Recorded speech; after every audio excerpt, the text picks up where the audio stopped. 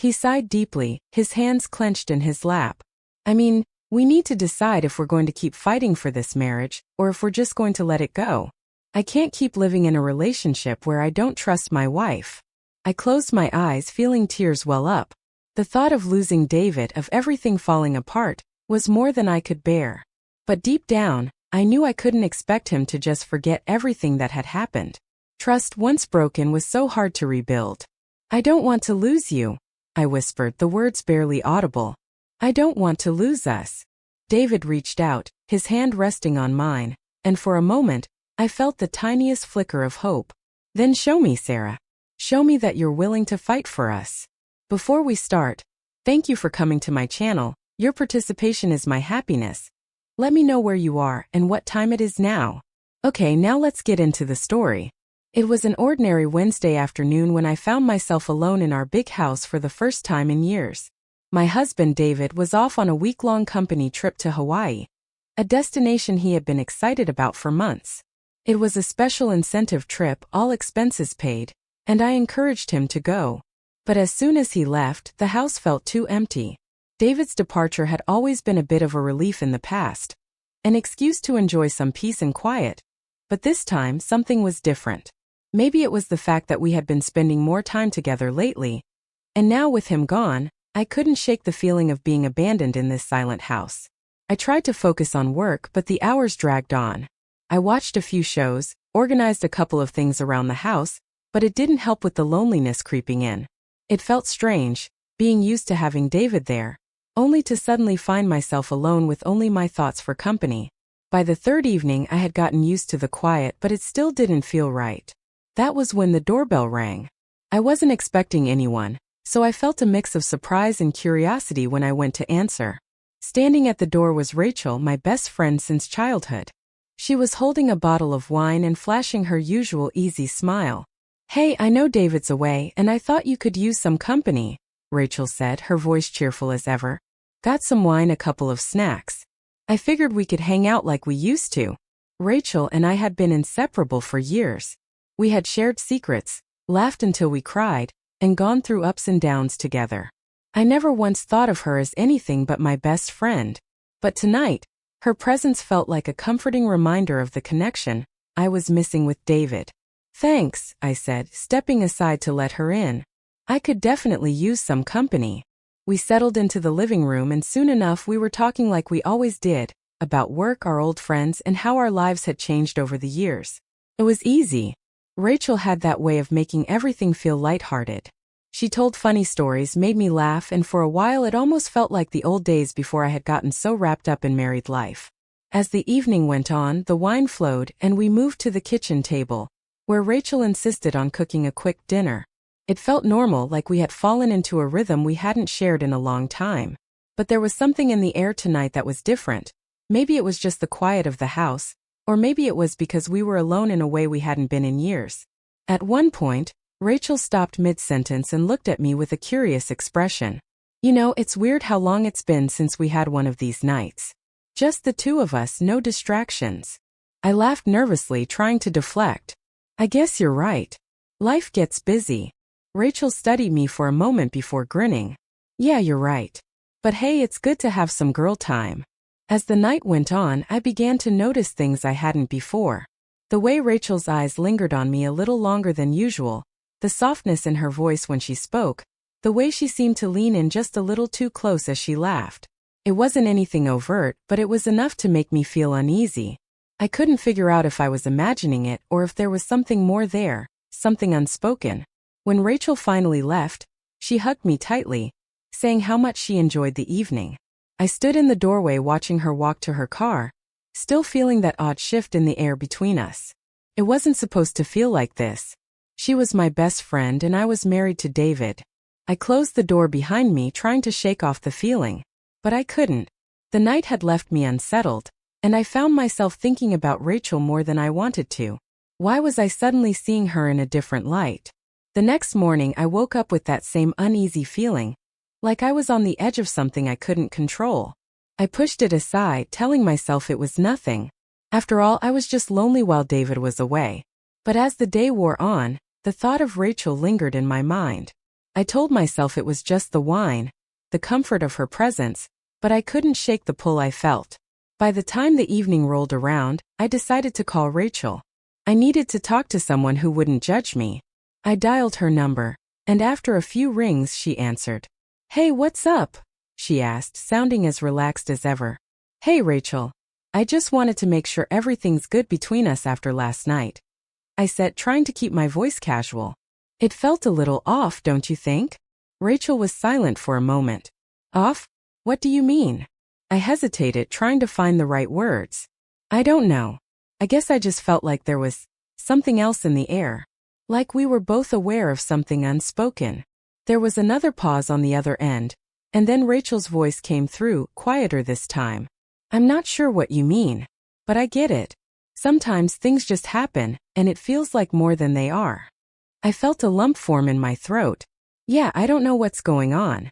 I just feel like it was more than just an ordinary night." Rachel sighed softly. "Listen, I've been thinking about last night too. But it's nothing we can't handle, okay? It's just the two of us. It doesn't have to mean anything." I felt a small sense of relief, but the confusion lingered. "I hope you're right," I said, still unsure of where things stood. "I don't want things to be weird between us." "No worries, girl. We're good," Rachel replied, but I could sense the underlying tension in her words. As we hung up, I couldn't help but wonder what had just happened between us.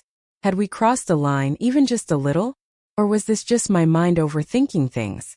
David was still a few days away from returning, but I couldn't shake the feeling that something was about to shift, and I wasn't sure if I was ready for it. The next few days felt like a strange in-between, where I was caught between my old life with David and the new dynamic that had quietly begun to take shape with Rachel. It wasn't as though anything explicit had happened, but the air around us was charged with something unspoken. Every time I saw her, every glance or touch felt a little heavier than it had before. I tried to avoid overthinking it, but it was impossible not to notice the tension that simmered just below the surface. By Thursday night, I couldn't escape it anymore. I had spent the whole day avoiding the thoughts swirling in my mind, but by the time the evening came around, I found myself looking at my phone, contemplating whether or not to reach out to Rachel again. I decided to text her. "Hey, I know we said things were fine, but I just wanted to make sure we're good. Last night, I don't know. It felt like we were kind of skirting around something." I stared at the message for a long time, my finger hovering over the send button. It was a simple question, but it felt loaded. Finally, I pressed send, setting my phone down next to me and staring at the wall, feeling that familiar knot of unease in my stomach. A few minutes later, the phone buzzed. Rachel's reply was short, but her tone came through loud and clear. "We're good, I promise. Let's just put last night behind us." I wasn't convinced, but I didn't want to push it further. It was easier this way, or at least I thought it would be. I didn't want to make things awkward with Rachel, but I couldn't ignore the way my heart raced whenever she was near. It felt like we were walking a thin line, and I didn't know how long we could keep up the act. That night I couldn't sleep. I tossed and turned, my thoughts constantly drifting back to Rachel. It wasn't just the fleeting glances or the quiet touches. It was the way she made me feel, like I was seen in a way that was different from how David saw me. And that scared me. I had always known that my marriage to David was solid. We had been through a lot together, and I never doubted our love. But there was something about Rachel that unsettled me in a way I couldn't explain. She had always been my best friend, my confidant. Yet now there was this undeniable pull between us that I couldn't shake. The next day I told myself I would focus on work, not let my thoughts drift. But when Rachel texted me in the afternoon, inviting me over for coffee, I couldn't resist. When I arrived at her place, she greeted me with her usual warm smile, but something felt different. There was a subtle tension in her demeanor that I hadn't noticed before. We made small talk for a while, but it was clear that neither of us was fully present. Our conversations were stilted, as if we were both too aware of the weight of what had happened between us. Finally, Rachel broke the silence. "Look, I don't want things to be weird, but I can't stop thinking about everything, and I don't think you can either." I swallowed hard, trying to steady my breath. "I've been thinking about it a lot too. I don't know what's going on, but it feels like we're both caught in something that we don't know how to get out of." Rachel's eyes softened, and for a moment, I saw vulnerability there that I hadn't expected. I didn't mean for any of this to happen, but I've been feeling something for you, and it's hard to ignore. I know we're both trying to avoid it, but maybe we're lying to ourselves. The words hung in the air, and my heart began to race. I don't want to hurt David. I don't want to mess things up between us. Rachel nodded, her lips trembling. I know. I feel the same way. But it's hard to keep pretending that nothing is going on between us. I looked away, unsure of what to say. What do we do now? I whispered. Rachel leaned back in her chair, her expression serious. I think we need to stop pretending. We need to figure this out before it gets worse. I felt my stomach twist in knots. The temptation to give in was overwhelming. The pull between us was undeniable, but I knew that if we crossed that line there would be no turning back. As I stood up to leave, Rachel reached out and touched my arm. We don't have to figure it out right now, but I think we need to be honest with each other. Her touch sent a shiver down my spine. I pulled away quickly, my mind racing. I'll talk to you later, I said, unable to look her in the eye. I left her apartment with my heart pounding in my chest, the weight of our conversation pressing down on me. As I drove home, I tried to push everything out of my mind, but it was impossible. My thoughts kept returning to Rachel, to that moment when we had both admitted there was something between us. David was coming home in just 2 days. I knew I had to confront my feelings before then, but I wasn't sure I was ready for the truth. As the evening wore on, I found myself staring at the door, waiting for David to return. I had convinced myself that once he came back, things would go back to normal. But deep down, I knew nothing would ever be the same again. Rachel and I had crossed a line, and now it was only a matter of time before it all came crashing down. The next day dragged on in slow motion. My thoughts were a tangled mess, and every moment felt like I was walking on a tightrope, balancing between my love for David and the growing attraction I couldn't ignore.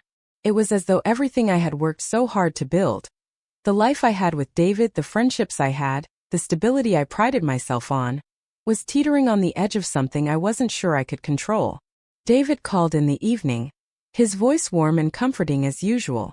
He was in good spirits, talking about how much he missed me and how he couldn't wait to be home. I tried my best to sound normal, but I couldn't shake the weight in my chest. He had no idea what was brewing underneath the surface, and I wasn't sure I could keep pretending everything was fine.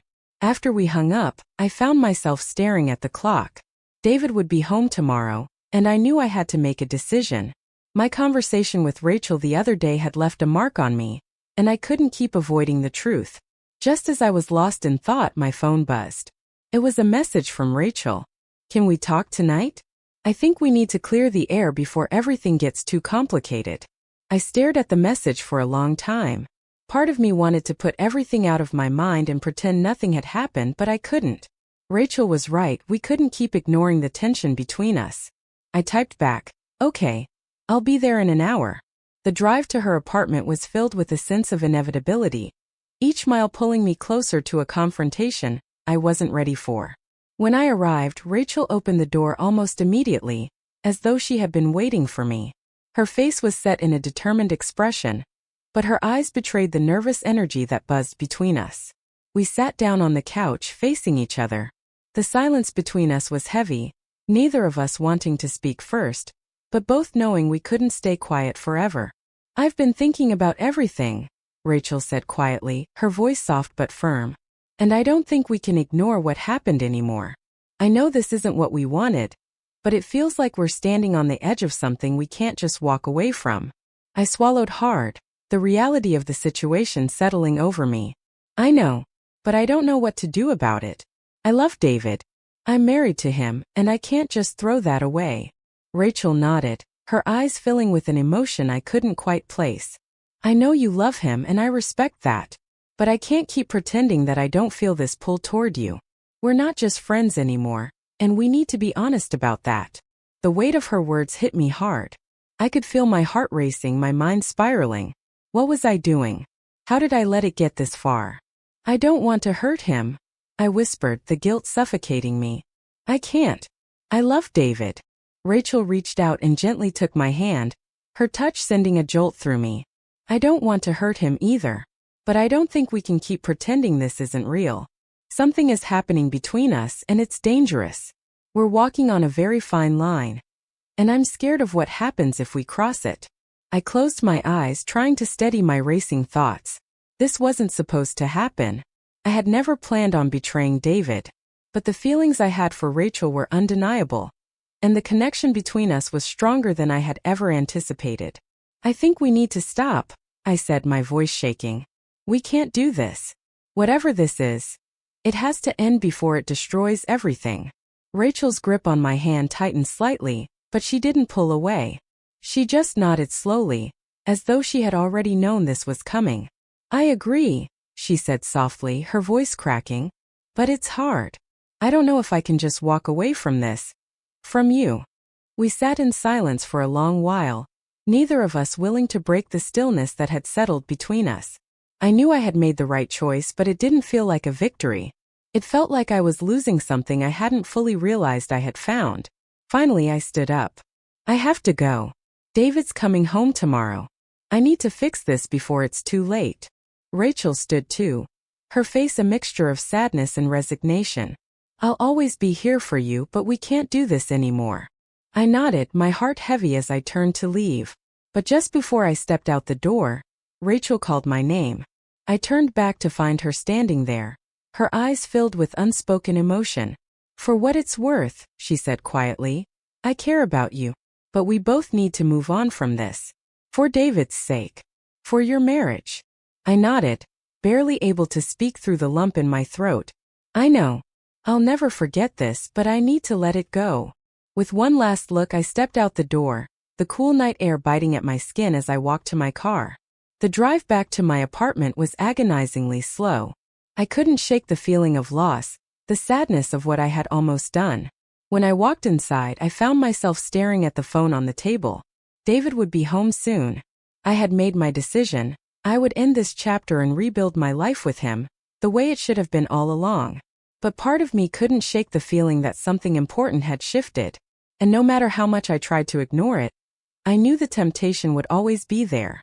The night I made the decision to walk away from Rachel, I couldn't sleep. The darkness seemed to press against me, each thought about what almost happened swirling like a storm inside my mind. Despite knowing I had made the right choice, there was a part of me that couldn't shake the emptiness. David was coming home tomorrow, and I couldn't ignore the fact that things between us weren't quite the same. I had made a promise to myself that I would fix this, but how do you fix something when it's never been broken to begin with? How do you reconcile the love you feel for your partner with the emotions that threaten to pull you in another direction? I spent the next day cleaning the apartment, trying to keep myself busy. I wanted everything to feel normal when David came back. No trace of the turmoil that had taken over my life in the past week. When David walked through the door later that evening, I almost couldn't bring myself to look at him. His smile, his warmth, everything about him felt so familiar, so safe. And yet there was this shadow hanging over me. I wanted to act like everything was fine, to slip back into the rhythm of our lives without acknowledging what had happened. But the guilt was suffocating. How was the trip? I asked, forcing a smile as I walked toward him. Exhausting, but it was good. The meetings went well and I got to catch up with some old friends, he said, wrapping his arms around me. I hugged him back, but it felt different now. There was a distance between us that I couldn't quite explain, a small void that hadn't been there before. It wasn't because of anything he had done, it was me. I was the one who had let myself get too close to someone else. I missed you, he whispered into my ear, pulling back to look at me. How was everything here? I hesitated. Should I tell him the truth? Should I let him know what had been going on in my head? I knew it wasn't fair to keep this from him, but at the same time I wasn't sure if I was ready to confront it myself. Everything was fine. Just work, you know, I replied, my voice betraying the uncertainty I felt. David studied me for a moment, his eyes narrowing slightly. Are you sure? You seem distant. I forced another smile, brushing my hair behind my ear. No, I'm fine. Just tired, I guess. He seemed to accept the answer, though I could see the concern in his eyes. It made me feel worse. Why wasn't I just being honest? Why couldn't I tell him that everything had changed, that my mind had been occupied with something I couldn't explain?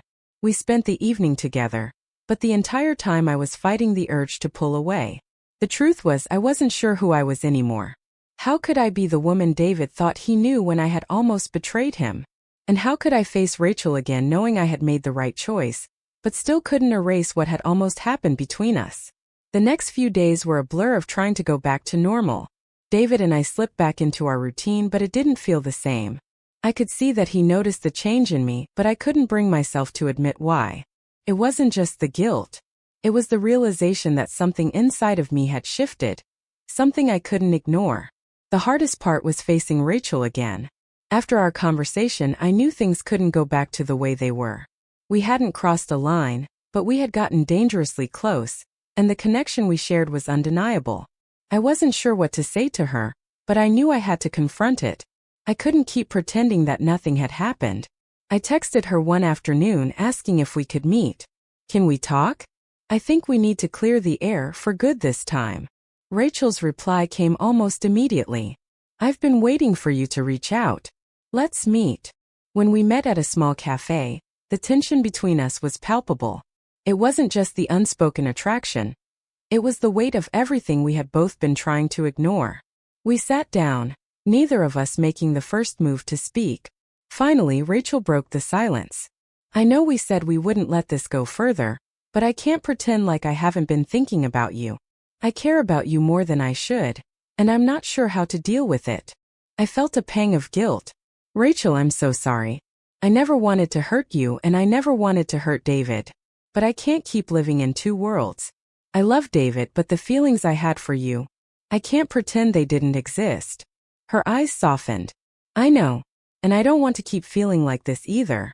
It's unfair to all of us." We sat there in silence for a long while, both of us trying to process what had happened. Finally, Rachel spoke again. "We need to let this go. For our sake, for David's sake, we can't keep this going on. I think it's time we both move on from what we almost had." I nodded, my heart heavy.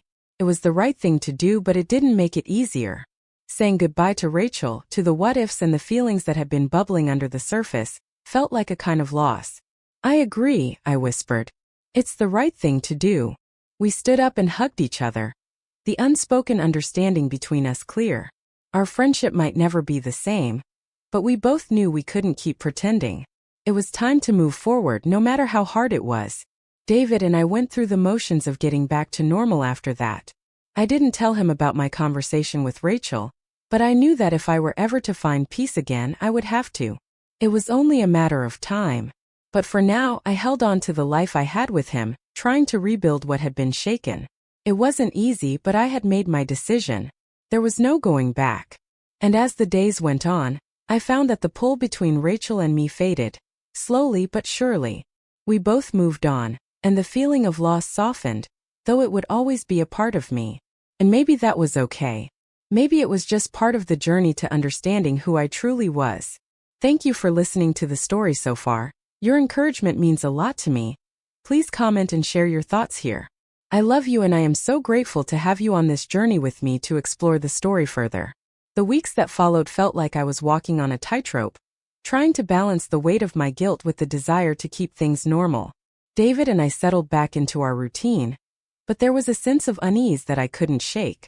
I had made a promise to myself that I would never cross a line with Rachel again, but the lingering feelings, the memories of our conversations, the moments we shared, refused to fade entirely. David was trying, I could tell. He seemed oblivious to the internal struggle I was going through. He came home from work with a smile every day, eager to hear about my day, eager to hold me. It was the kind of normalcy I had wanted to get back to, but deep down I knew I wasn't the same person I had been before. That's when I realized something needed to change. I couldn't keep living in this quiet turmoil, pretending everything was fine while I was suffocating on the inside. One evening after dinner, I found myself staring at David across the table. He was talking about a new project at work, his voice full of excitement. But all I could think about was what had happened. How close I had come to throwing everything away for something I shouldn't have felt. "David," I said suddenly, interrupting him mid-sentence. He stopped talking, his eyes narrowing in concern. "What's wrong?" I hesitated. The words felt too heavy to say aloud. Yet I knew they were the only way forward. I need to tell you something, I said quietly, my voice barely above a whisper. Something about Rachel and me, and everything that's been going on. David's expression shifted immediately. What do you mean? I swallowed hard, my heart racing. It's about how I've been feeling. About Rachel. I almost crossed a line with her, David. I didn't, but I need you to know it was something I've struggled with. The silence between us was deafening. David's eyes were wide, his mouth slightly agape. I could see the shock in his face, the hurt starting to creep in. You almost what? He whispered, his voice low. I nodded, unable to look him in the eye. It wasn't anything physical, but the emotional connection. It was there. And I didn't know how to deal with it. I'm so sorry. David stood up suddenly, pushing his chair back. He didn't look at me, his hands gripping the edge of the table as he tried to process what I had just said. Why didn't you tell me sooner? His voice cracked, the hurt obvious in his tone. I had no idea. I trusted you, Sarah. You're my wife. And now you tell me this. I didn't know how to tell you. I didn't know how to explain it, I said, my voice breaking. I thought I could fix it on my own. But I can't. It's eating me up, and I can't keep living this lie. David walked to the window, looking out at the darkened street. The tension in the room was unbearable, and I could see the conflict in his eyes. He was trying to hold it together, trying to process everything. But I could see that the damage was already done. I don't know what to say, Sarah, he muttered, his voice shaking. I don't know what we're supposed to do now. I don't expect you to have all the answers, I said, feeling tears well up in my eyes. But I couldn't keep pretending. I love you, David, but I don't know how to fix this. There was a long pause before David turned around to face me. His eyes were red, and I could see the hurt, the betrayal written all over his face. I need time, he said quietly. I don't know if I can just move past this, but I need time to think. I understand, I whispered, my heart breaking. Take as much time as you need. I'll be here when you're ready. David didn't say anything else. He simply turned and walked out of the room, leaving me alone with my guilt. It was as if the world had shifted beneath me. For the first time in years, I felt completely untethered, as though everything I had worked so hard to build was slipping away. Days passed, and David kept his distance. He spent most of his time at work, and when he was home, it was clear that things weren't the same. The warmth between us had been replaced with a coldness that neither of us knew how to navigate. I tried to distract myself with work, but my mind kept drifting back to the conversation. To Rachel. To everything I had almost ruined. I hadn't spoken to Rachel since that night we agreed to move on, and I knew deep down that I couldn't contact her again. Not until I figured out what to do with my marriage. It was on the 5th day after our conversation that David came home early from work. He didn't look at me when he walked in, and I could feel the heaviness in the air. It felt like the moment of reckoning had arrived. I've been thinking a lot, he said, his voice tired but firm. And I think we need to figure out what happens next. My heart pounded in my chest. David, I can't pretend like this hasn't changed everything, he interrupted. I don't know if I can forgive you for what happened, but I need you to understand that this is something I can't just ignore. I understand, I said quietly, the weight of his words sinking in. I don't know how to make things right, but I want to try. David looked at me for a long moment, and for a brief second I thought he might say something else.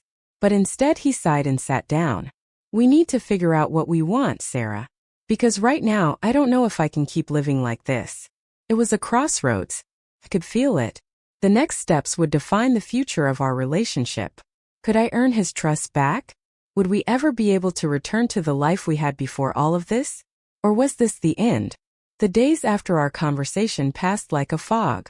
David and I continued to live in the same house, but it felt as though we were strangers, passing through each other's lives without truly connecting. He was polite, distant, and I could see that the warmth we had once shared was slipping away with each passing day. I didn't know how to fix it. I didn't know how to turn back time and erase what had almost happened between Rachel and me. The guilt weighed heavily on me. Every glance at David, every word spoken, felt like a reminder of what I had almost thrown away. I threw myself into my work, hoping that if I could stay busy enough, I wouldn't have to confront the truth of our situation. But the truth was always there, lingering just below the surface. I couldn't escape it. One evening as I sat at the kitchen table, staring at the half-finished project on my laptop, my phone buzzed on the counter. I reached over and saw that it was a message from Rachel. My heart skipped a beat. I hadn't heard from her since we agreed to keep our distance, and seeing her name on the screen made me feel a mixture of relief and dread. Rachel. We need to talk. I stared at the message for a long time, my finger hovering over the keyboard. What did she want? Was she feeling the same turmoil that I was? I didn't respond right away. Instead, I took a deep breath and tried to gather my thoughts. I knew I couldn't just keep avoiding it. I needed to face the consequences of my actions, even if it meant confronting Rachel again. Finally, I typed a response. Me? What about? The reply came quickly. Rachel. It's about us.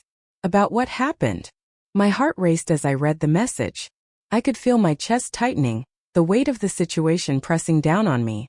I didn't want to go back down that road. But I also couldn't ignore the feelings that had been left unresolved. I felt trapped, caught between wanting to make things right with David and the undeniable pull I still felt toward Rachel. I didn't know what to do. I didn't know if there was even a way forward anymore. After a long pause, I picked up the phone and dialed Rachel's number.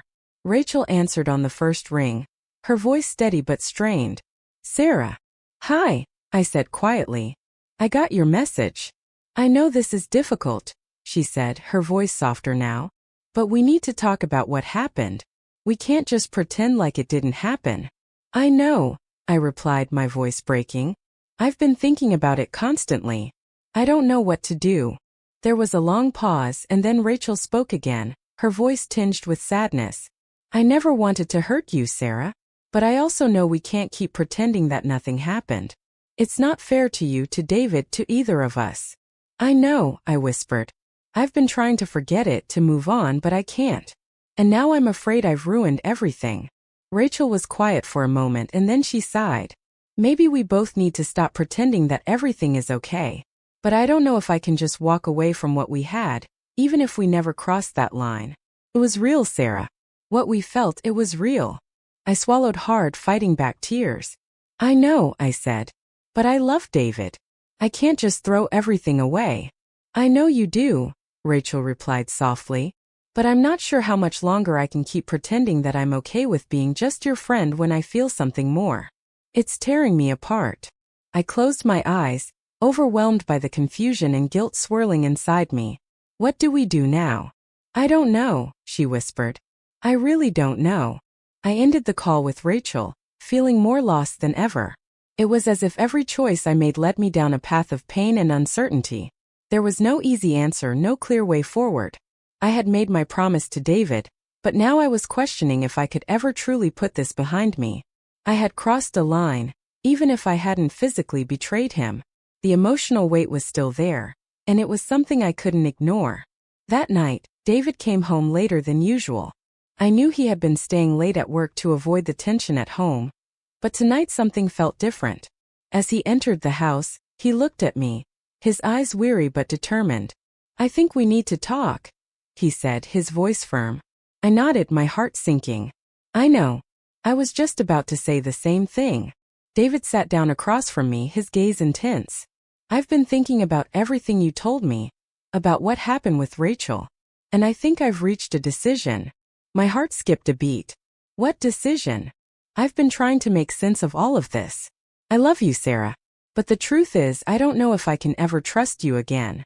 You broke something between us, and I don't know if I can fix it. I felt tears well up in my eyes as I heard the hurt in his voice. David, I'm so sorry. I never wanted to hurt you. But I can't take back what I did. David took a deep breath, his eyes softening just slightly. I know you can't. But I need time, Sarah. Time to think about what I want. About whether I can even look at you the same way again. I nodded, my heart aching. I understand. I'll give you the space you need. We sat in silence for a while, neither of us knowing what the future would hold. I loved David and I wanted nothing more than to make things right. But I didn't know if that was even possible anymore. The road ahead was unclear, and the fear of losing everything weighed heavily on me. The days after our conversation felt like a blur. David and I barely spoke unless necessary.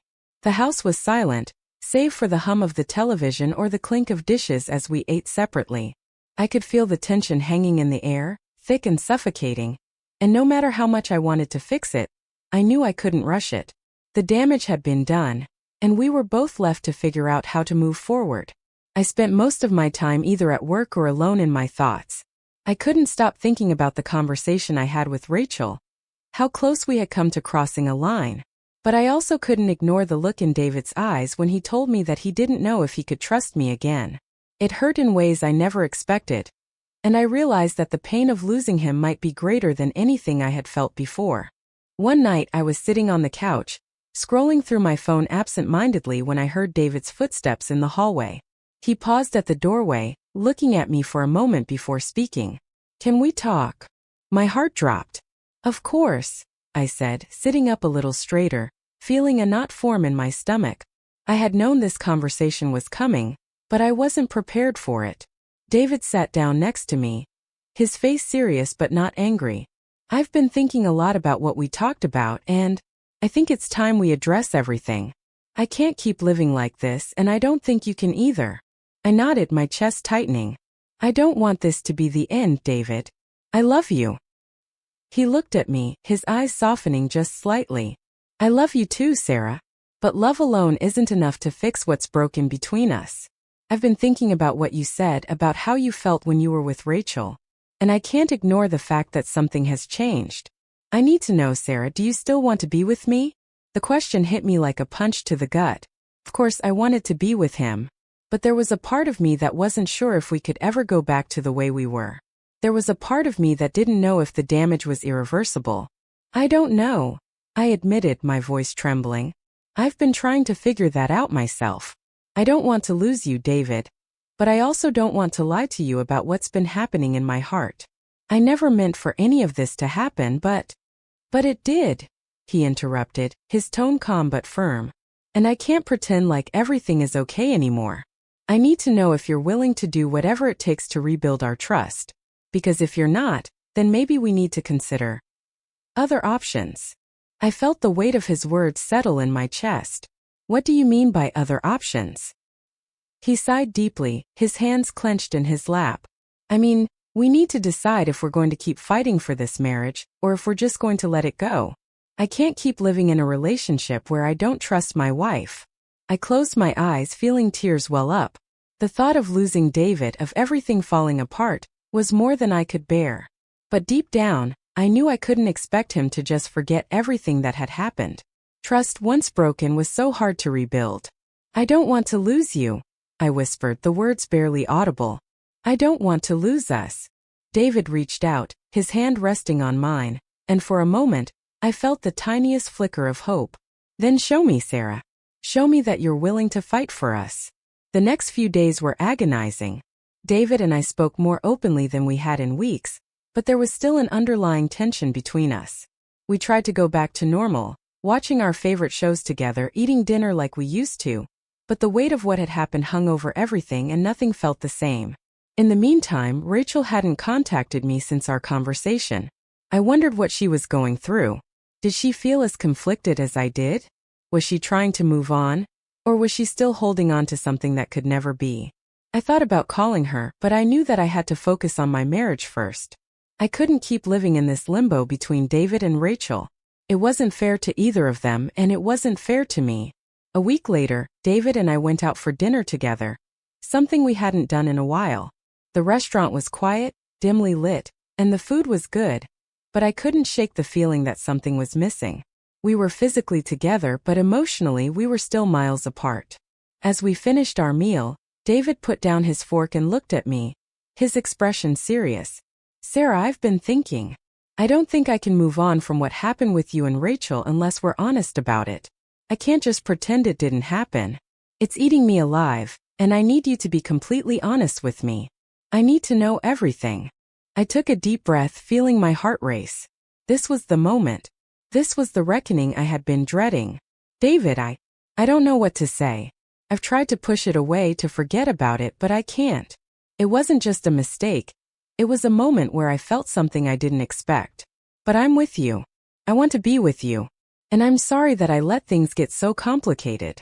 David's eyes softened, but there was a sadness in them that I couldn't ignore. I can't just move on from this, Sarah. You've got to understand that. It's not just about the kiss or whatever else happened. It's about trust. And it's about knowing that no matter what, you're committed to me and to us. I am, I said, my voice trembling. I am committed to us. But I also know that this is going to take time.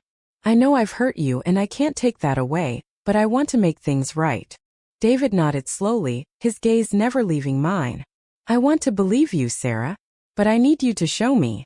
I need to know that you're willing to put in the work to rebuild this, because I'm not sure I can do it alone. The days after that dinner felt like a turning point. I could see the strain on David's face, and I knew that despite his desire to move forward, the weight of everything still hung between us like a shadow we couldn't escape. But he was right. I had to show him that I was willing to put in the work, to rebuild what had been broken, to prove that I still wanted us to succeed despite everything that had happened. David didn't stop questioning me, nor did I expect him to. He was processing just as I was, and the conversation we had at dinner wasn't a magic fix. It was just the beginning of a long and difficult journey ahead.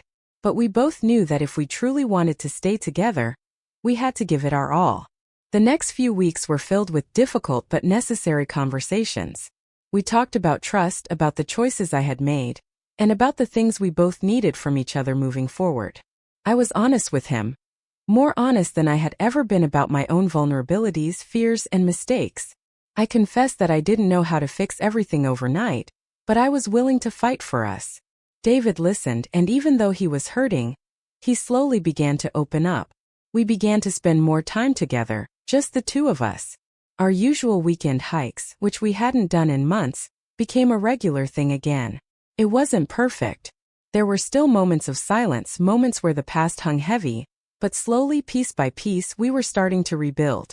Meanwhile, I hadn't heard from Rachel in weeks. I had made the decision to distance myself from her, to focus entirely on my marriage. But one afternoon, out of nowhere, she sent me a text. Can we talk? I debated for a moment before deciding that I owed it to both of us to finally address everything between us. I met her at a small cafe later that afternoon.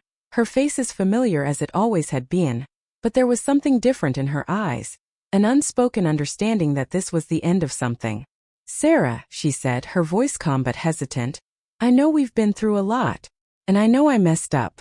I never wanted to come between you and David, but I also can't keep pretending that what happened didn't matter to me. I looked at her, feeling a mixture of sadness and relief. Rachel, I don't know what to say. I never meant for any of this to happen either. I've been trying to figure out my own feelings, and I realize now that I don't have a clear answer. What happened between us was confusing, and I can't pretend it wasn't. She nodded, her expression softening. I know, but I think it's time for both of us to let go of that. I think we both need to move forward for our own sake. I'm sorry, Sarah. I really am. I felt a weight lift off my shoulders.